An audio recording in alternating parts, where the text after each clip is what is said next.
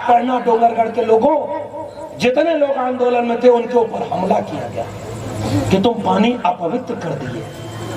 उनको मौका मिला तो उन्होंने इंसान को अछूत और एक इंसान को श्रेष्ठ लिखा। हमारे पुरखे को मौका मिला तो बदला लेना चाहिए था ना। आपका कोई 2 रुपया चुरा ले तो आप बदला लेने की फिराक में रहते हैं कि नहीं? आपका कोई सड़क पर अपमान कर दे तो बताओ आप उससे बदला लेने की फिराक में रहेंगे कि नहीं? हमारे पुरखों का हजारों साल से अपमान हुआ। डॉक्टर अंबेडकर की कलम में मौका था, बदला ले सकते थे कि तुमने इतने दिन हमारा शोषण और अन्याय किया, 2000 साल तुमने हमारे लिए इंसान नहीं समझा, 200 साल अब तुमको भी सजा मिलेगी। हमारे पुरखे ने किसी इंसान से बदला नहीं लिया। हमारे पुरखे ने एक काम किया, सब बराबर होंगे और अब कोई बड़ा या छोटा नहीं होगा, और एक ऐसी किताब लिख दी जिससे नया भारत बन गया, और उस किताब का नाम है भारत का संविधान। बदला लिया क्या डॉक्टर अंबेडकर ने? कोई एक शब्द किसी भी जाति धर्म के खिलाफ लिखा क्या डॉक्टर अंबेडकर ने? सबको बराबर लिखा। हिंदू, मुस्लिम, सिख, ईसाई, सतनामी, बुद्धिस्ट, सबको समान लिखा है। मिटाकर जात पात का भेद बाबा साहब ने संविधान लिखा है। इसलिए मैं आपको एक पैगाम देने आया हूं डोंगरगढ़ के लोगों को, कभी फुर्सत मिले तो पढ़ना मुझे।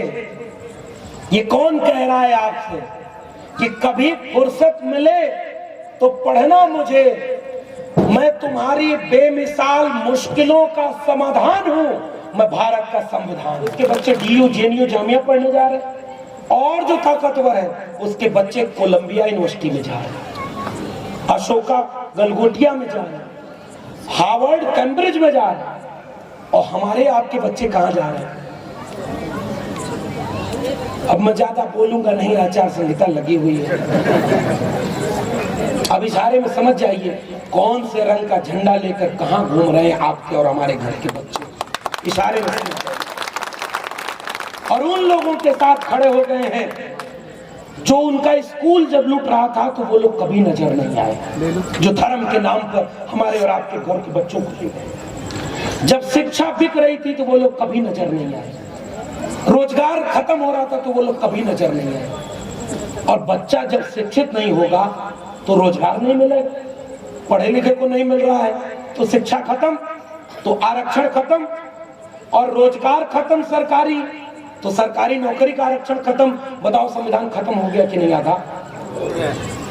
अभी हम ये कह ही नहीं रहे कि संविधान खतरे में है, आधा से ज्यादा संविधान को भीतर से खोखला कर दिया गया है। बहुत कड़वी बात कह करके जा रहे हैं। बताइए ये भिलाई स्टील प्लांट बिकने को तैयार है कि नहीं?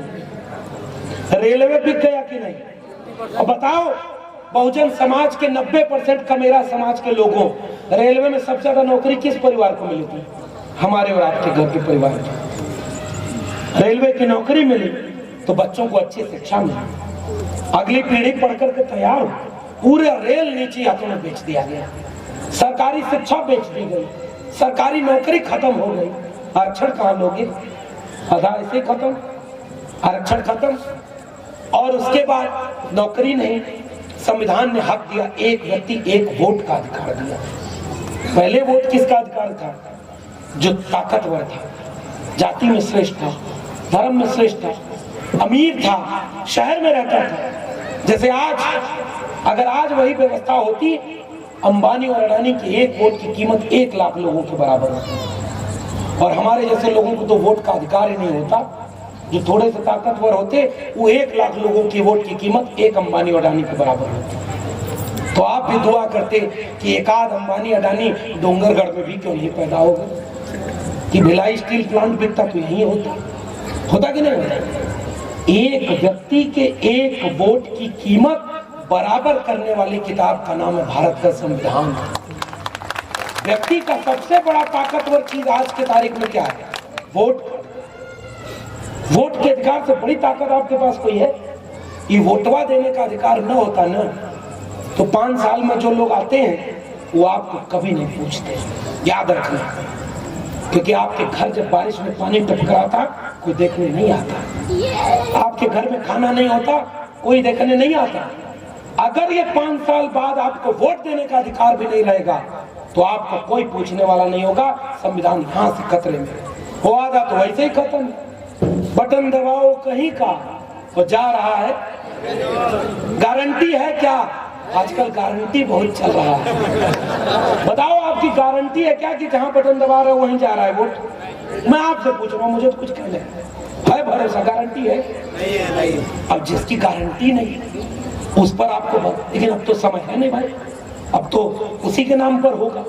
लेकिन सही जगह पर, और केवल कोई राजनीतिक पक्ष नहीं है ना, लेकिन डॉक्टर राम मनोहर लोहिया कहते थे कि जिंदा कौमें 5 साल इंतजार नहीं करती, सड़कें खामोश हो जाएं तो संसद आवारा हो जाती, और अच्छे लोग अगर राजनीति में नहीं आते तो बुरे लोगों की राजनीति के शिकार होते। एक बात बताओ आप लोग, बाबा साहब डॉक्टर भीमराव अंबेडकर से बड़ा राजनेता कोई है क्या? जबकि चुनाव हार गए थे, हरा दिया गया अंबेडकर, बाबा साहब को चुनाव हराया गया, लेकिन राजनीति करना उन्होंने कभी नहीं छोड़ा।